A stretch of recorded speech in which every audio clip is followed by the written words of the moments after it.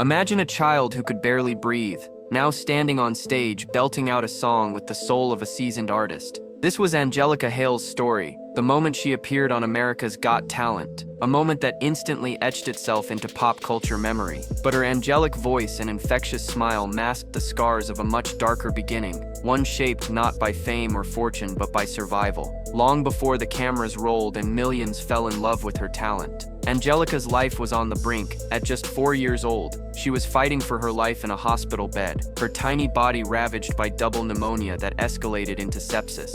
Her kidneys failed, her lungs collapsed, and doctors told her parents to prepare for the worst. For weeks, she was on life support, her future uncertain, her childhood placed on pause by a cruel twist of fate. But Angelica defied the odds. A long, painful recovery followed, including dialysis, surgeries, and finally, a life-saving kidney transplant donated by her mother. Her second chance at life came, wrapped not in certainty, but in struggle, and it was during these dark moments that her love for music took root. First as a way to cope, then as a way to heal. Singing became more than a passion, it became her lifeline. She started performing at small events, channeling the strength of someone twice her age into every note, each one echoing her journey from hospital monitors to handheld microphones. Her breakout AGT moment wasn't just a young girl chasing stardom, it was the victory cry of a survivor. That's the power of resilience. Angelica's voice was shaped not just by training or talent, but by trauma, healing, and a hunger for life few could fathom. Her story reminds us that every time someone sings with their soul, they may be telling a story the world almost never got to hear. Don't just applaud the voice, honor the storm it survived. Sometimes the most remarkable stories begin in silence. No stage, no spotlight, just the quiet hum of machines keeping a little girl alive. That silence was the backdrop to Angelica Hale's greatest battle, a fight for survival that most people will never fully understand. Her health crisis was not just a childhood setback, it was a near-death experience that would shape every step of her future. After contracting a severe bacterial infection, her tiny lungs filled with fluid, and her kidneys completely shut down, leading to months in intensive care and years of medical complications. While most 4-year-olds were learning to ride bikes or read their first words, Angelica was learning to walk again after being bedridden for weeks, her body weakened by illness and invasive procedures. The trauma didn't end when she left the hospital. What followed was an entirely new chapter: constant doctor visits, medications that made her ill, a strict dietary regime, and the emotional toll of watching other children live carefree lives, while she struggled with limitations that made her feel different, fragile, and often afraid. But what makes Angelica's story so powerful is not just that she survived, it's that she emerged with a spirit stronger than ever. She didn't let her scars define her. Instead, she used them as fuel. Her first performance was more than a song. It was a statement. I'm still here, and I'm not going anywhere. As she grew, she embraced her role not just as a singer but as a beacon of hope for other children battling chronic illness. In interviews and hospital visits, she began to share her story quietly, always focusing on hope,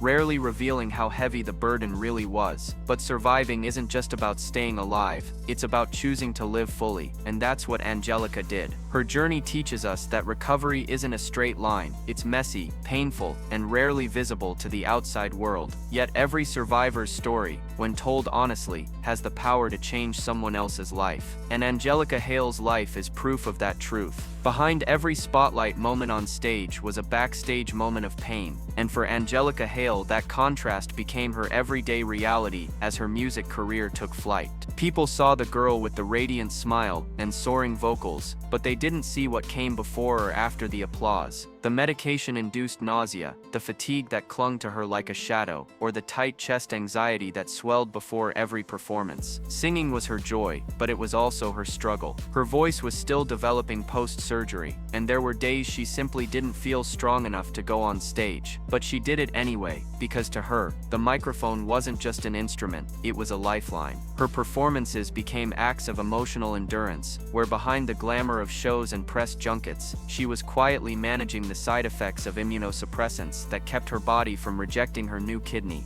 Touring meant new cities, but also unfamiliar hospitals on standby. Meet and greets meant fan hugs, but also increased health risks. It was a delicate balancing act between honoring her passion and protecting her fragile body. And yet, Angelica never allowed pity to become her brand. She chose power, she chose optimism. But choosing doesn't always mean peace. At times, she felt isolated, even with a team around her, because few understood how performing through chronic pain can wear a child thin, physically, mentally, emotionally. Still, the girl who once lay unconscious in an ICU bed was now singing on stages around the world, proving not just that she could perform, but that she could overcome. Her journey reminds us that courage isn't loud. It's quiet, persistent, and often invisible. Every time Angelica sang through exhaustion, she wasn't just entertaining, she was surviving out loud. And that kind of bravery, it echoes far beyond the final note.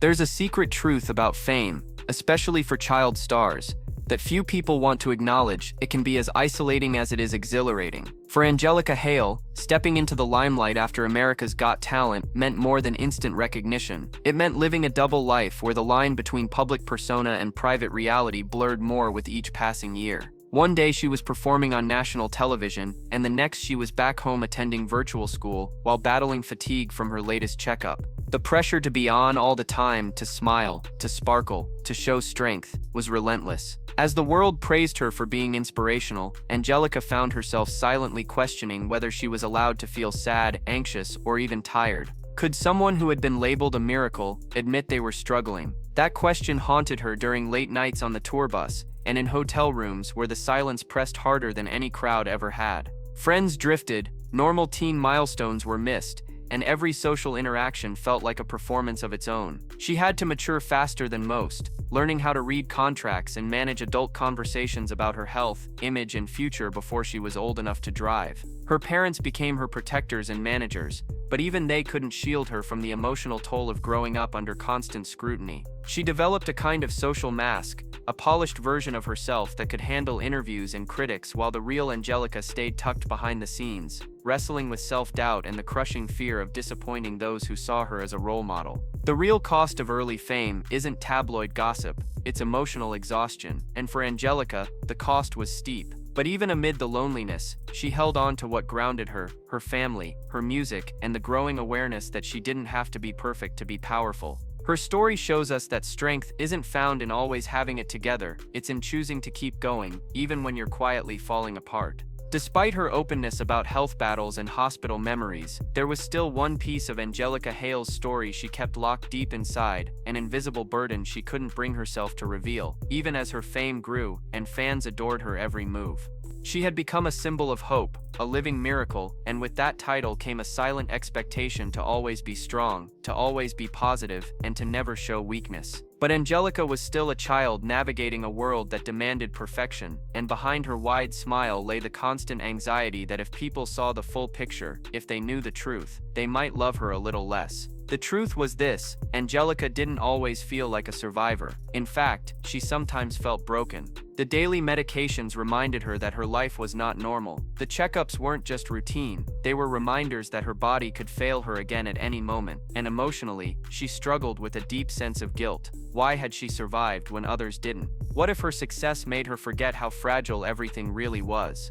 These thoughts haunted her, but she kept them hidden, terrified that revealing them would make her seem ungrateful or weak. For years, she carried that fear in silence, performing her way through interviews and charity events, all while wondering if her inner storm made her a fraud. She didn't want to disappoint the people who called her brave, but she also didn't know how to live fully while keeping her truth buried. The conflict grew heavier as she matured, and eventually, it became impossible to ignore. The more she kept quiet, the more disconnected she felt from her fans, from her mission, and even from herself. But what Angelica didn't realize at the time was that her silence wasn't protecting her, it was holding her hostage. And when she finally began to understand that her vulnerability didn't diminish her strength, everything changed. Because the real secret wasn't her fear, it was her unspoken power to overcome it. There was no single explosive event that forced Angelica Hale to face the truth, no headline scandal or viral outburst, but rather a quiet unraveling that began with subtle cracks in the mask she had worn for so long.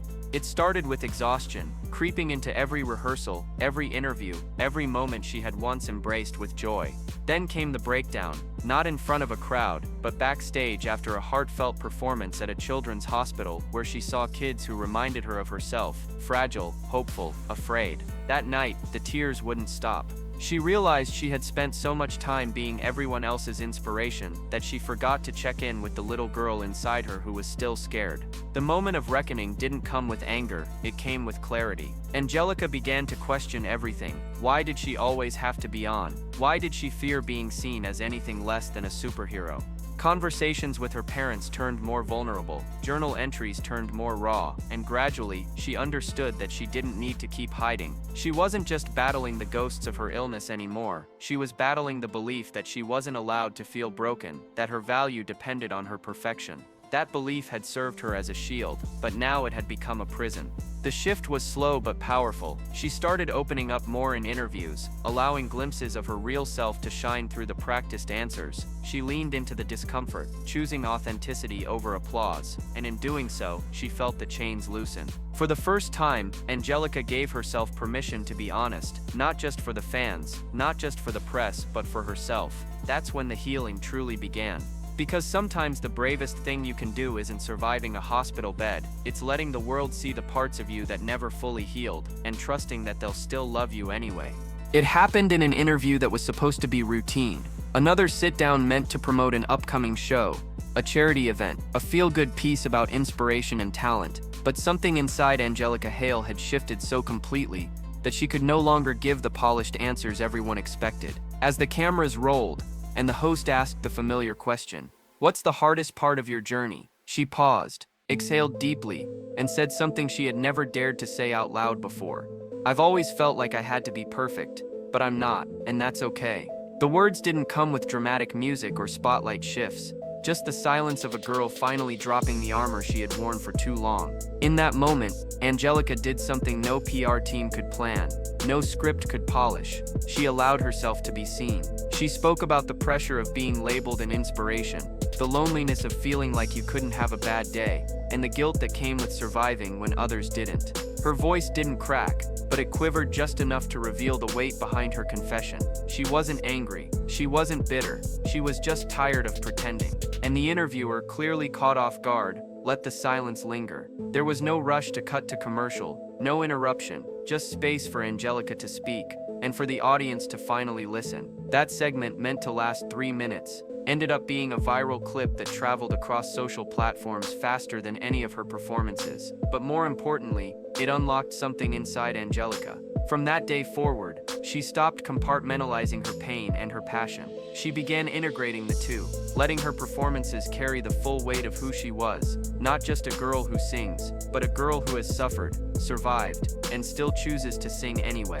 That's when the shift happened, not just in her career, but in her soul. Because when you stop hiding from your truth, you start living in your power. When Angelica Hale's raw and unscripted revelation aired, something extraordinary happened, not just to her public image, but to the people watching, listening, feeling every word she said like it came from their own hearts. The clip went viral almost instantly, not because it was shocking, but because it was so achingly human. Fans from all over the world began flooding her social media pages, not with judgment or disappointment as she had long feared, but with tears, confessions, and thank yous. People shared their own stories of battling chronic illness, of pretending to be okay, of hiding behind smiles because the world didn't want to see their pain. They weren't just fans anymore. They were a community, brought together by vulnerability and the strength it took to show it. Thousands of messages poured in, not praising her vocal runs or her talent, but her honesty. One young girl wrote, "I thought I was the only one who felt broken inside even when everyone called me strong." Another mother messaged, "You gave my daughter the courage to stop hiding her scars." These weren't just compliments, they were lifelines, flowing in both directions. And for Angelica, who had spent so long fearing rejection, the outpouring of love was overwhelming. She cried not from sadness, but from the release of years of pent-up fear, anxiety, and silence. For once, she didn't feel like she was performing to be accepted. She was being herself, and she was more embraced than ever. Interviews followed, but this time they felt different. They weren't about performance metrics or album sales. They were about humanity. Suddenly, the girl known for hitting the high notes, was also being recognized for something deeper, her emotional truth. Her following didn't just grow, it deepened. She wasn't just a star anymore, she was a symbol, a voice not just of talent, but of truth. And once people connected with the person behind the performer, their admiration turned into something far more powerful: loyalty, trust, and shared courage. In revealing her truth, Angelica didn't lose her audience, she gained her tribe. The next time Angelica Hale walked onto a stage after her emotional reveal, the energy was different, not louder or more grand, but deeper, as though the spotlight itself had softened to make room for her whole truth. No longer bound by the invisible script of perfection, she carried herself with a rawness that was more powerful than polish. For years, Angelica had treated the stage like a battlefield, a place where she had to prove her strength by hitting every note, dazzling every eye, and hiding every crack. But now, she let the cracks show, and they made her shine brighter. In that first performance post-revelation, there was a noticeable shift. She didn't try to be flawless. She didn't mask her nerves. She simply stood there, present, vulnerable, and completely in control of her truth. The applause was different too. It wasn't just enthusiastic, it was emotional. People weren't clapping for the perfection of her technique. They were clapping for her courage to show up fully as herself. That night, the reviews didn't rave about high notes or breath control. They talked about authenticity, about connection, about how her voice now carried the weight of someone who had lived through storms and decided to sing anyway. And Angelica felt it too. Performing no longer felt like a burden or a test. It felt like release. She could laugh on stage, get teary mid-verse, pause and gather herself, and still feel worthy of being there. That shift allowed her to explore new musical styles, different arrangements, and storytelling choices that leaned into her life experience, instead of trying to escape it. Audiences noticed, critics noticed, and most importantly, Angelica noticed. She had reclaimed her identity, not just as a performer, but as a person. For the first time, the spotlight didn't feel like a lie. It felt like home. Because when you stop performing for approval and start creating from truth, your art becomes something transcendent. And Angelica Hale had finally found her truest, most powerful voice, not in the sound, but in the soul behind it. The moment Angelica Hale stopped chasing perfection was the moment she began creating real impact, not just with music, but with meaning. With the pressure of image finally peeled away, she pivoted towards something more profound, using her story as a tool to uplift others navigating invisible battles. It started with small speaking engagements at pediatric hospitals and chronic illness foundations, where she would quietly tell kids, "I've been where you are." But it didn't stop there. She began taking on advocacy roles, not as a celebrity spokesperson, but as a survivor willing to share what it feels like to live in a world that rewards the shiny version of struggle and ignores the messy truth. She spoke candidly about post-transplant identity, the guilt of survival, the trauma of reliving ICU flashbacks, the constant anxiety of medical setbacks, and through her vulnerability, others began to open up too. Teens with similar stories wrote her letters, and parents who had once seen her only as a child star now saw her as a leader, someone willing to shine a light into dark places. On stage, her performances began to incorporate spoken word segments, brief monologues about resilience and imperfection, creating a bridge between her voice and her heart. Online, she ditched the filtered highlight reels and began posting raw thoughts, some joyful, some difficult, all real. The result? Her fan base transformed. It became less about admiration and more about alignment. People didn't just cheer for her success, they saw themselves in her setbacks. They didn't need her to be perfect, they needed her to be honest. Angelica leaned into this new chapter with a grace far beyond her years, proving that true role models aren't flawless, they're fearless in their truth. In a culture obsessed with curated images, she became an outlier, a lighthouse. By embracing imperfection on purpose, Angelica Hale did more than redefine her image. She redefined what it means to lead, and in doing so, she turned her once hidden pain into the most powerful part of her legacy. What once haunted Angelica Hale in silence has now become the heartbeat of her mission, as she channels every difficult memory, every moment of fear, into something far more powerful than applause: purpose. No longer defined by her past struggles, she's now fueled by them, using her story as a gateway to inspire others navigating the same darkness she once felt alone in. She's launched and joined numerous campaigns focused on organ donation awareness, children's health rights, and mental wellness among teens living with chronic illness. But unlike typical celebrity endorsements, Angelica doesn't speak from a script, she speaks from her scars. Whether she's visiting a children's wing in a hospital, Zoom calling a young patient across the country, or performing at an event for transplant survivors, she's not just offering hope, she's living proof of it. Her speeches carry the weight of someone who knows what it feels like to be hooked up to machines, to wonder if you'll ever be normal again, to cry quietly because you don't want to scare your parents, and that level of understanding. It cuts through noise and connects like nothing else can. Fans who once saw her as that girl from AGT now see her as a movement in human form, a voice for those who are too scared or sick to raise their own. Schools have invited her not just to perform but to speak, because her story now carries as much resonance in a classroom as it does in a concert hall. She's even begun mentoring young artists who battle illness, reminding them that they don't have to choose between survival and self-expression, they can carry both. Her legacy is expanding beyond music and into advocacy, mentorship, and transformation. The same pain that once silenced her is now what gives her message depth. And with every song, every speech, every act of kindness, Angelica proves one simple truth: your pain doesn't disqualify you, it empowers you. In owning it, you don't just heal yourself, you help others heal too. As Angelica Hale steps boldly into this new chapter of her life, it's clear that she's no longer just a remarkable voice on a talent show. She's a lighthouse for everyone who's ever felt hidden, afraid, or too broken to dream. What began as a viral audition has evolved into a legacy grounded in courage, community, and radical self-acceptance. Her voice, once celebrated solely for its range and clarity, now resonates because of the weight behind it, the journey, the truth, the tears, and the victories hard-earned. But her influence doesn't end at the stage edge. With every podcast interview, public speech, charity partnership, and vulnerable social post, she's redefining what it means to be both a public figure and a private warrior. She's taught her fans that transparency is not the opposite of strength, it's the foundation of it. Parents now point to her not just as a singing prodigy, but as a role model who shows that leadership can look like honesty, that success can coexist with struggle, and that healing is not linear. Schools use her journey to spark conversations about chronic illness, mental health, and emotional authenticity.